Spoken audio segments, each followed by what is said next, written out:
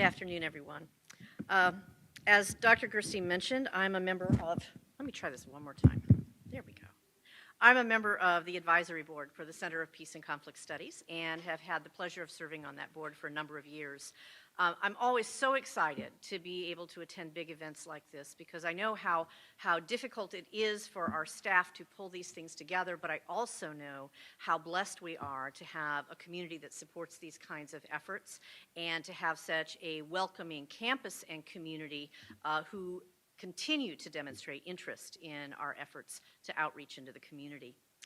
I also want to thank you all for being here today, and I do hope you're enjoying the conference and that you're able to walk home with some ideas and some inspiration.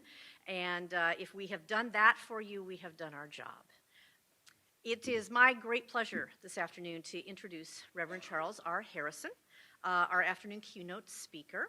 Many of you may be familiar with Dr. Harrison, and I'm very ecstatic that he is able to bring his message to us today because I know he has a lot of really, really important things to say. Reverend Harrison is the senior pastor at the Barnes United Methodist Church in Indianapolis, Indiana, and that's a position that he's held for over 20 years. He also has served at several other institutes through time, and also is the chaplain for the Indiana State Police. One of the reasons he's here today, however, is to talk about the work that he is doing as the president of the 10-Point Coalition in Indianapolis. This particular organization is integral to addressing the unrest that's found in a number of Indianapolis neighborhoods and has developed a really strong reputation for the kinds of on-the-ground activism that really seem to be making a huge difference in these neighborhoods. The 10-Point Coalition actually was first envisioned in Boston and then came here in 1998, and Reverend Harrison first served as its first president. For those of you who may not be familiar with their work, they attempt to unite people from the faith-based community, from law enforcement, from the neighborhoods, businesses, and the legal system to address issues within the community, particularly flashpoints, crisis points. And they tend to focus their efforts on things like employment opportunities, lack of education, and in particular, violence occurring within the neighborhood. Most of you who have watched the news coming out of Indianapolis know that there has been a lot of concern about the amount of gun violence in Indianapolis, and that's an ongoing concern that has escalated in the last year or two.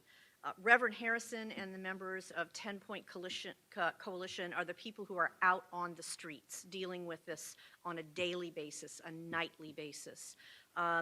We often see them in news reports in their bright yellow vests as they are attempting to build relationships with neighborhood residents, provide programming and mentoring for at-risk youth. They serve as intermediaries between the community and law enforcement. They negotiate conflict in trouble spots, such as homicide scenes, and conduct vigils in the community to help stave off potential violence. The 10-Point Coalition has been, as I mentioned before, absolutely integral to combating gun violence in particular in Indianapolis. So we've asked Reverend Harrison to be with us today so he can share 10-Point's story. And I think that Dr. Gadnoush has provided him with a very wonderful springboard to understanding some of the challenges that they face in Indianapolis neighborhoods. So please join me in welcoming Reverend Harrison.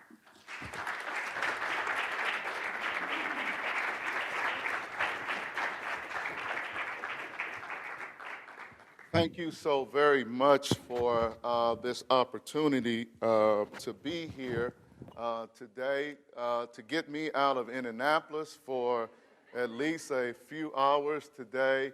I am familiar with the area. In 1986, right out of seminary, I was appointed to a small church in Newcastle. I was 25 years old. And I did my recruiting for my music ministry at my church here at Ball State, where I recruited my keyboard player, my director of the choir, and several choir members from your gospel choir. So it really helped springboard me to a much larger appointment in Indianapolis. So thank you for this opportunity to share the 10-point story. Thank you to Sister Thompson for giving me a tour of Muncie today. Amen, amen. So thank you for doing that. I want to share with you a little of the 10-point story. It is an extensive story, but in the time that I have, I want to share that story with you because really the 10-point story for me started in 1974. I am from Jeffersonville, Indiana, which is right on the Ohio River, right across the bridge from Louisville, Kentucky. And in 1974, my older brother was killed by gun violence in Louisville. He was shot 10 times. He was pushed out of the vehicle to die. But my brother was a real big guy. And he did not die at that moment. He walked about half a mile trying to get help. But before they could get my brother to the hospital, he died. I remember that night the phone call that came to the house as the police informed my father that his oldest son had been killed by violence. I remember the scream that I heard from my dad and my mother as they screamed, which woke me up. And I ran into the other room where my parents were, and they began to share the news with the rest of the family that my 21-year-old brother had been shot down and had been killed. Few days later, when we had the wake of my brother, you know, in the streets, even though police don't always hear what happens, the streets talk. And in the streets, we were hearing why it happened. My brother had made a decision to get involved in drug trafficking. And the very people that he was involved with the drug trafficking with were the ones that ultimately killed my brother. So a few days later, at the wake, those who had killed my brother came to the wake, and they embraced my father and my mother, hugged them, cried with them, as if they were sorry about what had happened. I was 14 years old at the time, and I knew from the streets that those individuals that were embracing my parents were the ones that the streets said killed my brother. And the more they embraced my parents, the more they cried, the angrier I got. And the next day at the funeral, they came to the funeral. Once again, they embraced my parents. They cried with my parents. And I was really furious then because I knew that those three individuals were responsible for my brother being killed. I'm not talking to you today about stats. I'm talking to you about what really goes on in the streets. At 14, I had made a decision after the funeral that me and the crew that I hang with were going to get revenge. We were going to kill those individuals, even if we had to do it one at a time, for killing my brother. The news about what we were planning had gotten out in the street a little bit, and it was some men from my home church. They got wind of what we were plotting. We were going to get them. An eye for an eye, tooth for a tooth. They killed my brother. We were going to get them back. They embraced my parents. They pretended like they had nothing to do with it. So a couple days before we were going to go look for them in the streets, a group of men from my home church confronted me about what they were hearing in the streets.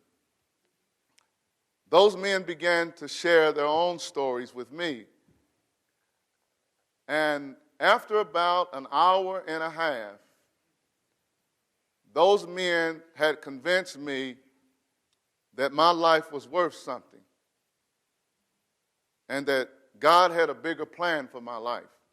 Now, at the time, I didn't see the plan of God. I was just dealing with the reality of what had happened. My brother had been killed. So after about an hour and a half, I made a decision. I made a decision not to seek revenge. I made a decision to try to help the law enforcement community bring those individuals to justice who had killed my brother, rather than carrying out street justice. That would have probably ended up me being killed, trying to kill them, or spending a large part of my life in prison. I would not be here today if it was not for those men that interrupted my attempt to carry out violence against those who had killed my brother. And I tell that story because that is an important story, because what happened in 1974 really impacted what was going on in Indianapolis in 1998, when the city of Indianapolis experienced the highest homicide rate up until last year that the city had experienced, when we had 162 homicides, 143 criminal homicides. The church that I pastor is in the heart of the urban core. The United Northwest area, which is where Barnes is located at, was one of the neighborhoods that was leading the city in violence. As a pastor, I would drive in every day and I would see things going on in the neighborhood. I pastor the largest Black United Methodist Church in the state of Indiana. I have around 1,000 members. 80% of the members at that time did not live in the neighborhood. They were Black professionals who were driving in the neighborhood to go to church, and when church was over, they would drive out. We really didn't deal with what was going on in the neighborhood. So when we would drive into the church, we would see drug dealers on the street selling drugs. We would see the gangs hanging out on the corners. We would see young ladies and sometimes men prostituting themselves, trying to get enough money to support their habit. We would see a lot of things going on, young people just wandering aimlessly in the community. But for us, that was not our problem because it did not directly affect us. So we kept driving in. We would drive out whenever the church activity was over. We didn't really have a lot of activities at nighttime because that's when it was really jumping and popping in the neighborhood. So we would try to get out of the neighborhood before sunset because of the high level of violence in the neighborhood. There were two individuals in the church that I pastored. One happened to be John Hall, who was the deputy mayor of neighborhoods under Mayor Steve Goldsmith, and the other was Senator Glenn Howard, who lived in the neighborhood, who was a senator. And one day they came into my office talking about what could the church do to address this issue. Almost every day you would see on the news individuals who were the victims of gun violence. And it was not just those who were dying of homicides. The number of non-fatal shootings were, almost at an all-time record. It was unusual to be at the church and not hear gunfire in the neighborhood. Now, I lived in the church parsonage, so I lived in the Mapleton Fall Creek area, which was not much better. And almost every day, I would hear the sound of gunfire in the neighborhood. That's the reality. And many people felt like they were being held hostage because of the crime and the violence that was taking place. So after I met with Senator Glenn Howard and John Hall, who was the deputy mayor, we decided to have a much larger meeting with pastors in the United Northwest area about what could the church do to try to address the issue of gun violence in the neighborhood that was claiming the lives of so many young people, particularly young black males between the ages of 14 and 24 years old. I was invited a few days after that meeting in the church to hear Eugene Rivers and Dr. Jeff Brown talk about the Boston Miracle. I left excited after hearing that because that story then began to remind me of my story, of what happened to me when I was 14 years old. Most of the pastors did not enjoy what Reverend Rivers and Jeff Brown said, Dr. Brown, because they were very critical of what the church was not doing.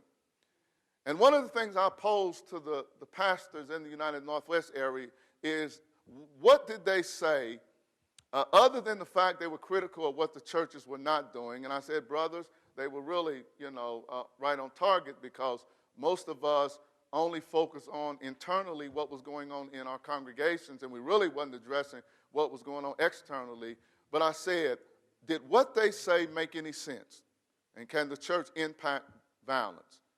All of the pastors basically agreed we could, so that in January of 1999, 20 churches in the United Northwest area started what is known today as the Indianapolis 10-Point Coalition.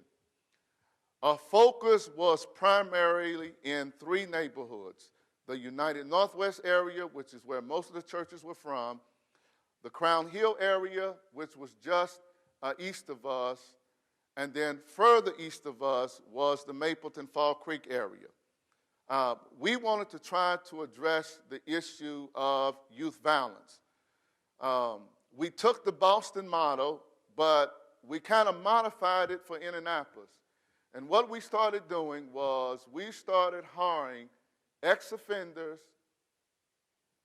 former gang members, and OGs to be our ambassadors on the street. That's important because they had been there and they had done that, and they could relate to the young people who were on the streets involved in criminal activity that was leading them down the path either to prison or to Crown Hill. So what we did was we mobilized churches and neighborhood associations in all of those areas.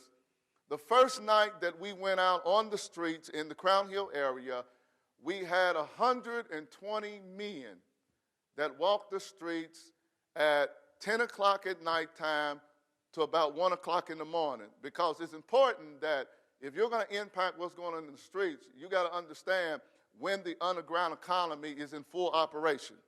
And at nighttime, between 10 o'clock, 2 o'clock in the morning, basically people on the street doing business and involved in criminal activity.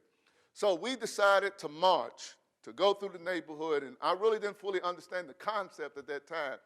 So as 100 black males was walking down the street at 30th and Capitol, all the way up north to 38th and Capitol, at 10 o'clock, we started. As we were walking, we noticed something had taken place. We noticed that the drug dealers started leaving the area. We noticed that the young men that was hanging out in front of homes started disappearing. Now, our goal was to engage them, okay, and to introduce ourselves, because our purpose was to redirect their lives. So as we walked all the way from 30th and Capitol, all the way to 38th and Capitol, we engaged not one person. So we felt like, well, maybe we're on the wrong street, amen.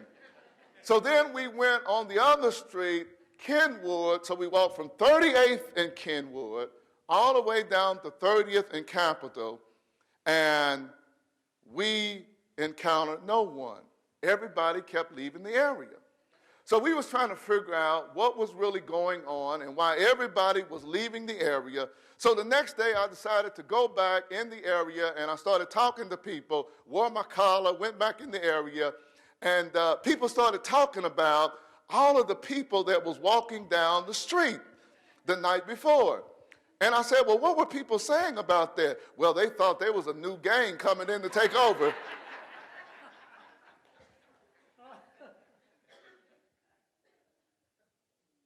Here's the 10-point story. Right now in the city of Indianapolis, we're in 3 neighborhoods, and I'm going to really break it down for you. We're in the Butler-Tarkington area. We went in the Butler-Tarkington area last year, October 14th, after 5 people had been killed in a very short period of time.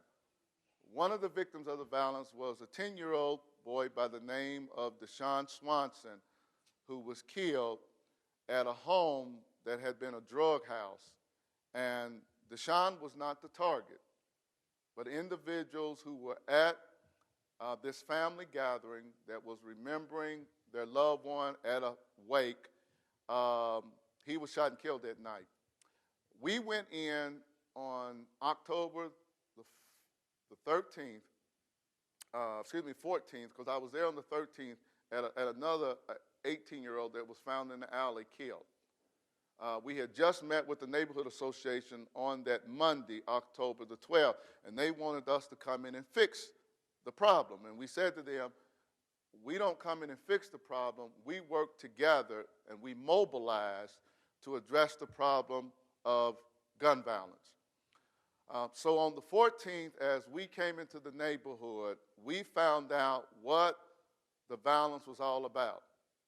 A fight had started at the fairgrounds between 2 rival groups, one at 40th and Boulevard, the other group at 64th and Michigan Road, called GMG. They were battling with another group at 40th and Boulevard. So one group retaliated against the other group then retaliated, then was back and forth, and people were being killed. The first thing we did was we identified in the neighborhood who the leaders were of the different cliques. We had a conversation with the leader in the 40th and Boulevard area, who then picked up the phone and had a conversation with the rival group leader. I got on the telephone, and I had a conversation then with that same person. Within 48 hours, we got both gangs to call a truce. We have now gone 171 days, not just without a homicide, but we have not had one person shot in 171 days. Now, what we did was we mobilized the community, because what's important is, if all we do is try to get individuals to really not be engaged in violence and we don't address what the root causes are, all we're really doing is putting a Band-Aid on the problem. We really got to deal with the root causes that is creating the problem. This is where we had a meeting with the neighborhood itself, because in the Butler-Tarkington area, the neighborhood was divided. Those who live south of 42nd Street, from 42nd to 38th Street, were basically individuals that some would perceive low income. Those who live north of 42nd Street in the Butler-Tarkington area were more middle class, upper middle class, more white, lower black. Basically, there was not a conversation between both elements of the neighborhood. The first thing we did was we said to the neighborhood, this violence issue cannot be perceived as a black issue.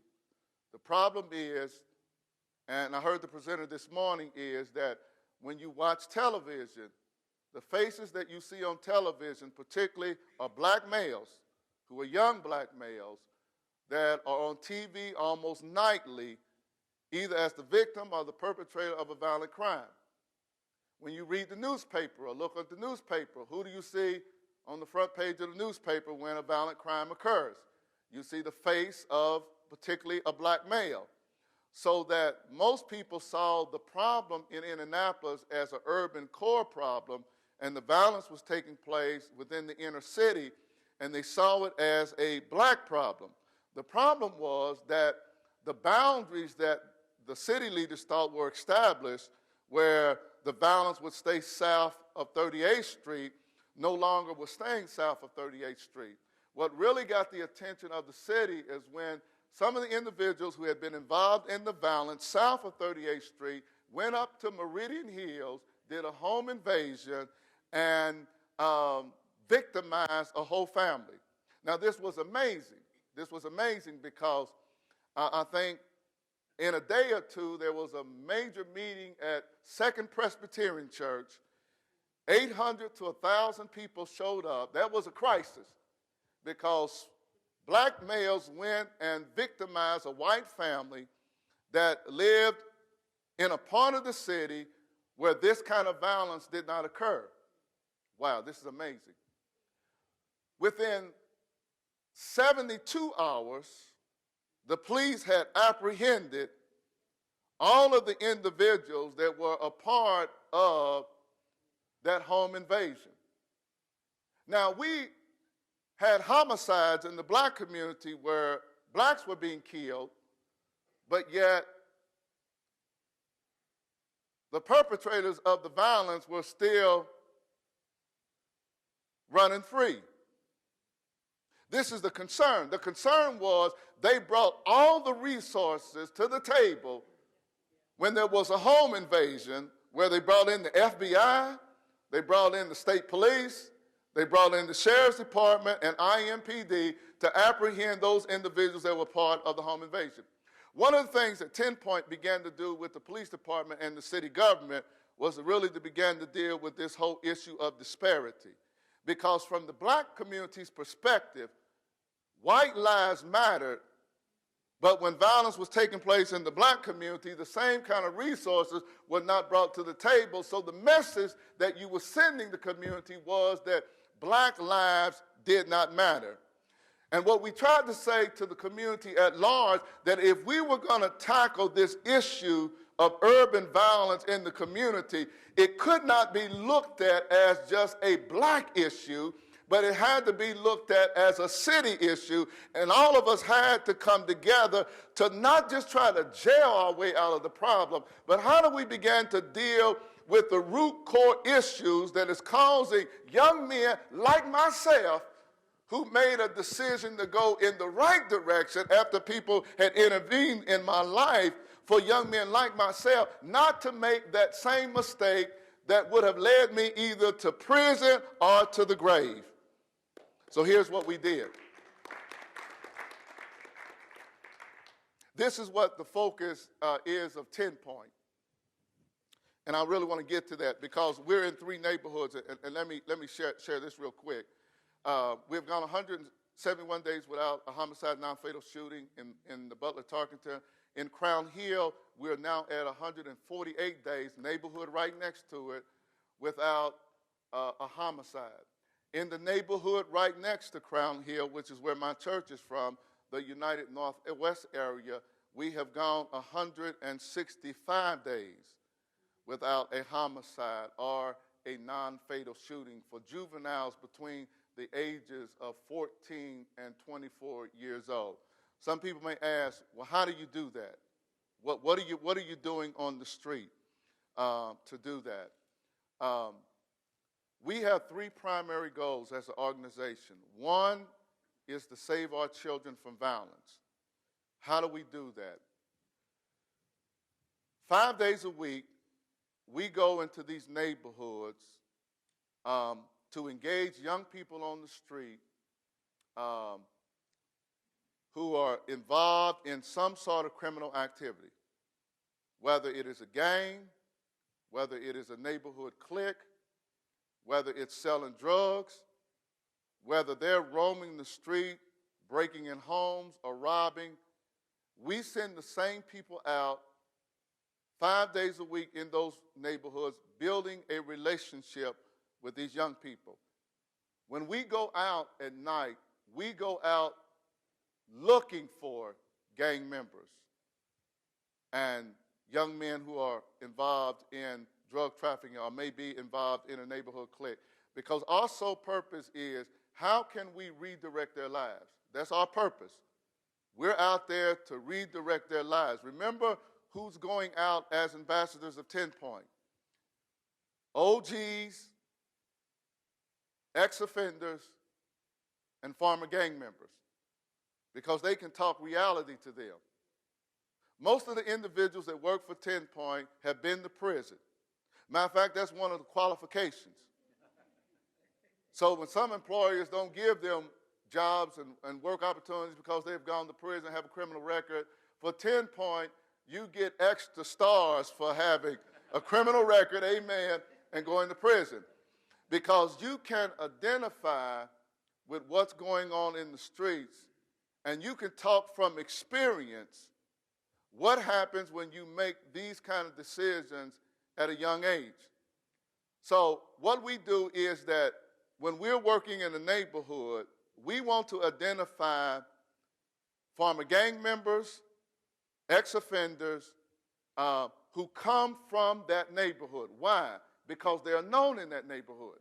Okay, it's hard for me to bring someone from the 4628 zip code into the 46208 zip code. I can't bring someone from 218 into 208. I got to have somebody in 208 because they know these kids. They either know the kids, they know the parents of the kids, or they know the grandparents of the kids. Because remember, what I said, it is about relationships. Everything is about relationships. It's building relationships with these young people and their families as we attempt to redirect their lives. We want to show them that there is a better alternative than what they are doing on the streets and being involved in criminal activity. 10 Point spends an enormous amount of time when we're out on the street dealing with street conflicts.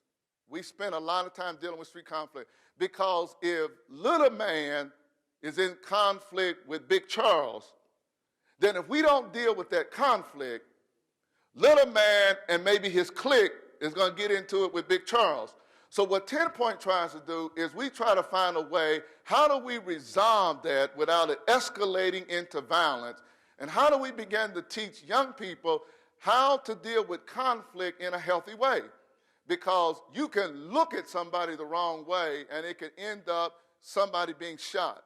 So we're trying to deal with all of these issues on the street that is causing young people to do this, so that when we talk about saving our children from violence, we are committed to being on the street the hours that activity is taking place in these neighborhoods. We send shifts of people out. There's a shift that goes out in the afternoon, and then there's another shift that goes out in the evening hours, because we have to know what's going on in these neighborhoods 24/7. We have to know, because something can happen on Tuesday night that can lead to a shooting on Wednesday if we don't know what's going on. So we got to find out what's going on, who's involved in it, so that we can begin to deal with this from the faith-based perspective. The second thing we do is we provide job opportunities. We cannot tell someone who's coming from an impoverished background, whose mother might be on drugs, father might be in prison, they're raising themselves or might be living with grandma, there's not a lot of income in the home. It becomes luring to sell drugs, and you can make a whole lot of money in the course of a week than what you would get working at McDonald's. Okay, we're dealing with the realities. Okay, if I can make a couple $100s a day in selling drugs, and in 2 days I'm probably going to make more than what I would have made at McDonald's in a week, we have to begin to deal with that reality on the street, because that's a hard sell. These kids want stuff. Amen. They want stuff. They want what other kids have. They want stuff. So it's a hard sell. So the other thing we do is we do a lot of referrals. As 10 Point, we don't do a whole lot of direct services. One of the groups that works with us is Employ Indy, Work One, Youth Builds, that gets into the whole trade issue, helping to get these kids in trade school, getting these kids GEDs, and they go out on the streets with us. Now we are taking these resources with us on the streets because we're trying to redirect these kids' lives. And we're trying to say, listen, there's something better out there than looking over your shoulder all the time because you're out here selling drugs or you're in a gang. So that when we go out, we're trying to provide job opportunities, job training, teaching kids how to do interviews. Penske Logistics offered 150 construction jobs. They did a jobs fair at the church that I pastored. We had 2,000 people show up for that jobs fair. Can you believe that? And then people say, folk don't want to work. We were surprised by that. Every daggone gang member and clique in the west side of Indianapolis showed up. When I got to the church at 9 o'clock, the jobs fair was at 10 o'clock. At 9 o'clock, they were circling the parking lot in line. We were able to get 150 people construction jobs with Penske Logistics. The church had to play a different role because some didn't have transportation, so we ended up having to shuttle people to Shelbyville from Indianapolis so that they could work. So that was part of what we do. The other piece is we try to improve their literacy skills. So we're trying to keep young people in school. If they dropped out of school, we're trying to get them back in school. If they're of the age where they're out of school, but they didn't get their high school diploma, 19 and above, 18 and above, we're trying to get them to get their GED. So we're really pushing that, okay, when we deal with these young people on the street. Most of you see me at homicide scenes, and that's where you really see 10 Point. 90% of what we do is not at a homicide scene, is what we're doing in these streets. We will go down dark alleys and streets, neighborhoods where there's not many street lights, and because the gangs and the drug dealers and the cliques know we are the church, I've been doing this for 18 years. No one has ever pulled a gun out on us. None of my people have ever been robbed. None of them have ever been threatened because they know that we're out there as ambassadors for good. We're coming out there trying to help people change their life and redirect their lives. So they know that. So when we go out there, and a lot of times when they see me coming, those who don't want to talk will take off in the other direction because they know Pastor Harrison is coming. Amen. So you know I'm a preacher. So when I come, amen, amen. There's always an opportunity for a sermon, even on the street corner. Amen. About what they're doing. So I'm out there, you know, I wear my collar because I don't want nobody to be confused about who I am out there. Amen. Don't confuse me with no gang member. Don't confuse me with no drug dealer. I am Pastor Harrison. So when I walk, my white collar is shining. Amen. Amen. So I'm walking up into the street where the gangs hang out, and it's just amazing what we're able to do. It's just amazing the kind of work we do. But when we go to a homicide scene, when there are times we have not been able to prevent it, our job is threefold. One, normally when we get called by IMPD, things have gotten out of hand at the homicide scene. We also go to police action shootings. When we go to a scene, normally a large number of family members and friends have gathered. There's normally tension between the police and these families at the homicide scene. Our job basically is a buffer between the police and the families of the homicide victims because people don't understand. When you come to a homicide scene and your loved one is laying on the ground, they don't understand that. They don't understand why you're keeping them on the ground and it's raining. And they're not on the ground for an hour. They could be on the ground for 3, 4, sometimes as long as 5 hours. So can you imagine looking at your loved one on the ground and the kind of emotions that take place? So we try to be that buffer. Here's the other amazing thing that happens. Remember I told you that the streets talk. Normally at a homicide scene, we normally hear what happened. We normally hear why it happened. And what we try to do is work with the family so that there is no retaliation. 93% of the time we have been involved at a homicide scene, we have kept retaliations down. 93% of the time. Here's the other thing we do.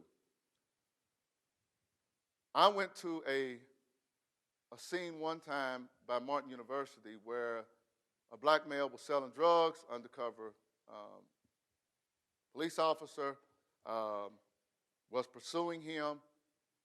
Before the police officer could get him, he swallowed the drugs he had on him because he was trying to get rid of the evidence. Okay, guess what? He died. To the community, the police killed him. So we get a call to come to that scene, talking about calming it down. When I get to the scene, there was a woman who had a chair that she took from a front yard and was ready to throw it and hit the police with it.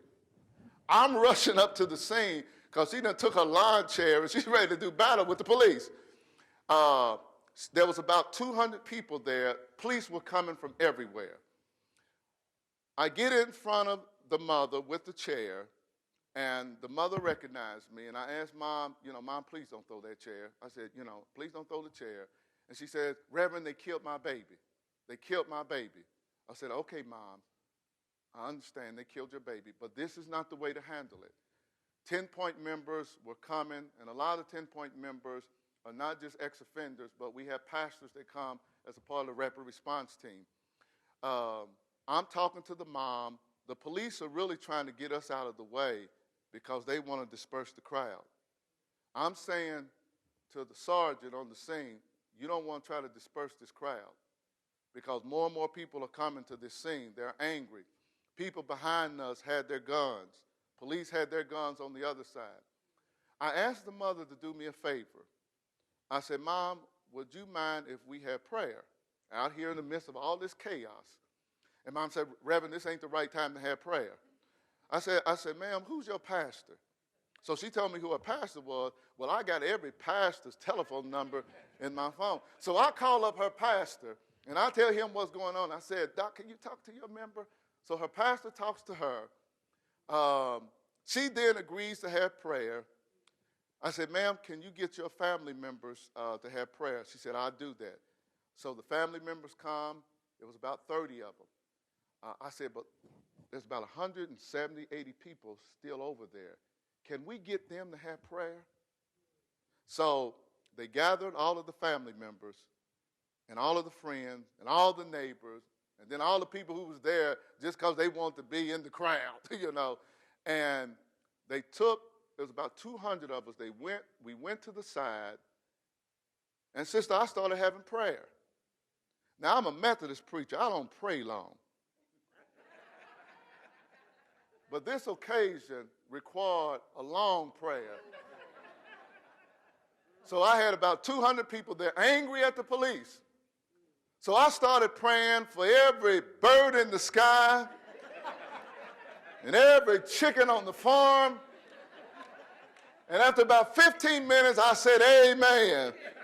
And everybody said amen. But guess what happened? In 15 minutes, the atmosphere had changed. And people had calmed down. And I said to the mother, I said, ma'am, Chief Hyde is a good guy. And I said, I promise you, tomorrow morning, I will bring Chief Hyde to your home. I promise you that. And if they have done something to your son, I promise you, Chief Hyde will see to it that you and your family get justice. Okay. Once I said that to the mother and everybody heard, the crowd started to disperse. I believe that if 10-point would have been in Ferguson, there never would have been a Ferguson. I believe that if 10-point would have been in Baltimore, Baltimore would not have exploded. What we do in mobilizing the community to be a part of the solution. Because I think part of the problem is that much of what we do is driven by politicians and community stakeholders in identifying the problem and solution, but the people who are in the neighborhoods, their voices are never heard. So they're never part of the solution. What we try to do is to mobilize that aspect of it so that their voices are heard, so that they are a part of the solution. We could not do this as 10-point. We could not calm these neighborhoods like we do without the support of all of the neighborhood. We got grandmothers and grandfathers and aunts and uncles who are a part of the team. Anytime now a new drug dealer comes into Butler talking, and just the other day, I got a phone call from a resident to tell me that a new drug dealer had just moved into the area. Okay, so they are now invested in the peace. So I called the commander to let him know what the address was, who the people were that were now trying to sell drugs in the neighborhood. Within a week, they busted that home because the people are saying, we want safe and peaceful neighborhoods. And the urban core deserves it just like suburban neighborhoods do. So by mobilizing the community, we're able to bring peace to these neighborhoods. I could tell you a whole lot of stories, but I know my time is up. But I just want to leave a few minutes for any questions to what we do. We have now started a 10-point coalition in Zionsville, Indiana. Can y'all believe that? Amen. You know we bad. Amen. In Zionsville. Amen.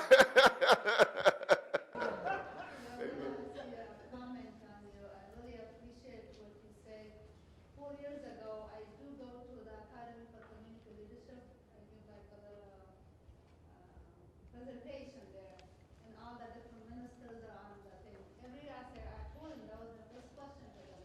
What is your contribution to the society? I said, why can't we combine our effort from Indianapolis, from Midwest and Indianapolis? And the minister, we have like every 3 months a meeting, every 6 months a meeting. What can they do to make a difference in the community?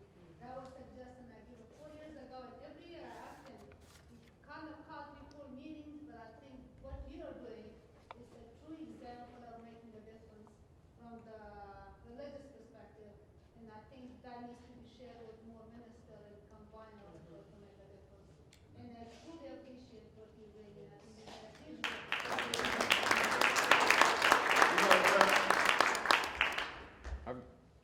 Yes, sir. So, first off, hats off. Thank you so much for sharing your story.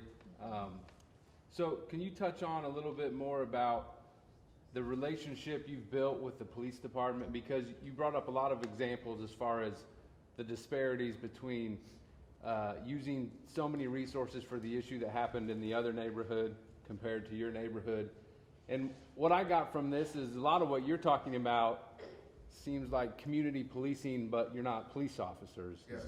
Is that correct? And We have to make that distinction on the streets, because if they see us as police, Yeah. then it creates problems for us on the street. So, but it is a kind of a community policing model. We just believe the village ought to, police and address the issues in its own community. Mm-hmm. So how do you touch on, like, when that disparity issue came up in that neighborhood, how do you approach the police department and say, hey, real talk, one-on-one, our community's seeing this issue, how do we address that? Like, how's that conversation take place? Well, if you, on Palm Sunday, if you're watching TV, we brought together, since 2007, there are over 300 unsolved homicides in Indianapolis. 90% of those are black. So what we did was we called a rally together at North United Methodist Church, and we brought together family members of these unsolved homicides. That night I received a phone call once it hit the news from the chief of police. The next day we had a meeting at Indiana Black Expo, and we began to talk about, with all of the major black organizations, what the concerns were in the black community, and all of it stemmed from the Amanda Blackburn case. As horrible a crime as that was, and we really support what the police did, in finding those suspects, but it made it difficult for the black community when you hold a press conference for that homicide, and you didn't hold one for Deshaun Swanson, the 10-year-old black male, and you have the U.S. Attorney, you have the FBI, you have the state police, the superintendent of the state police, you have Sheriff Layton, and all this law enforcement community, and you're talking about we haven't slept, in days, because of this homicide, and, we're going to get you. I mean, we're hearing that as a black community. Why are you going to get them? And you didn't hold a press conference for all these other homicides and talk about getting them. So that became an issue that we had to have a real honest dialogue. We weren't saying to the police we believe that you were biased, but you have to deal with the perception. And the perception was how you handled these cases did not seem fair and just. And we had to have that real honest conversation. So now they have set up a special task force to address our concerns. I don't think they'll be holding any more press conferences like that. Wow. Because next time we're going to move on City Hall with thousands of people. What can we do, people who don't live in city centers? What can we do to help you? I think you're doing a great thing, so I just want to know what can I do to help? Well, and that's the issue that we're really talking to churches all across the area and leaders all across the area. What can you do here? You can become a part of what we're doing and helping us to mobilize this issue and begin to address it, because we cannot look at it. When you look at Indianapolis now, even though we have shut down 3 areas, we haven't had a homicide in almost 6 months in 2 of these areas. When you still look at where the balance is, we're on the same pace this year as we were last year. Okay? So we're on another record-breaking pace.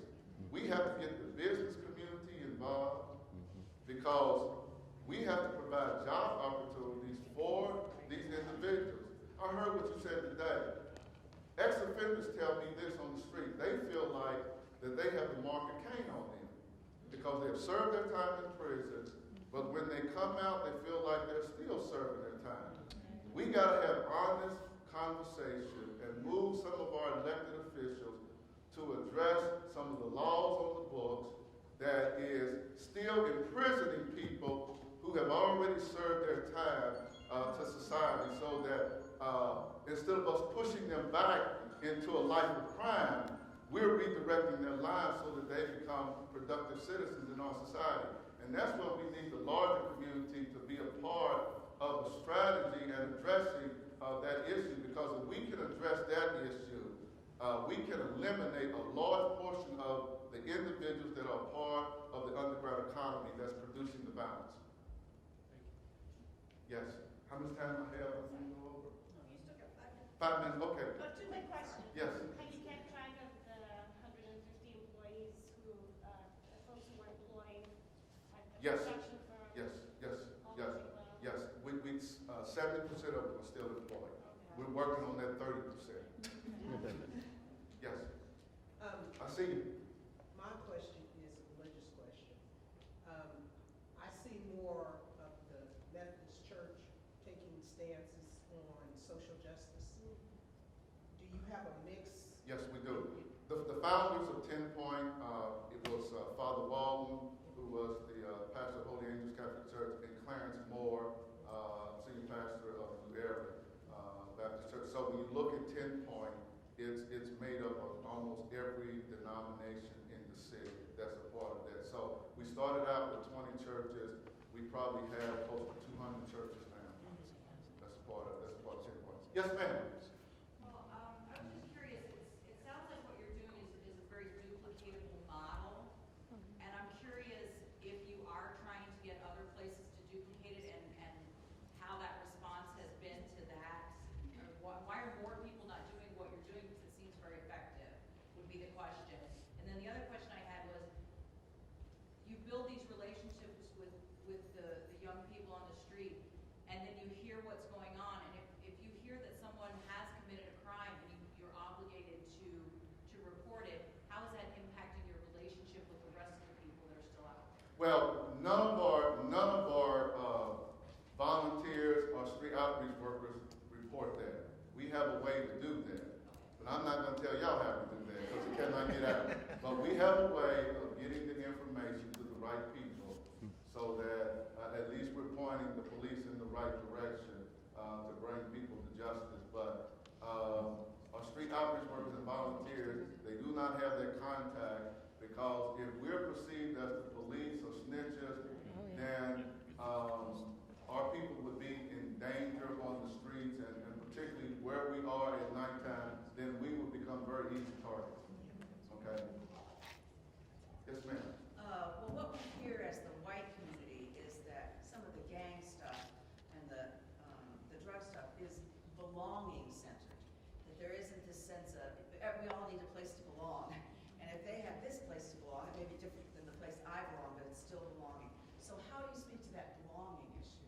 Well, I mean, there are a lot of factors in this, and a lot of factors. You know, one of the factors, real quick, that really almost led me down the path that I almost took was the fact most of the young men we deal with, they don't have father figures in their life or positive male role models. That's just a fact. And they're angry. They're angry.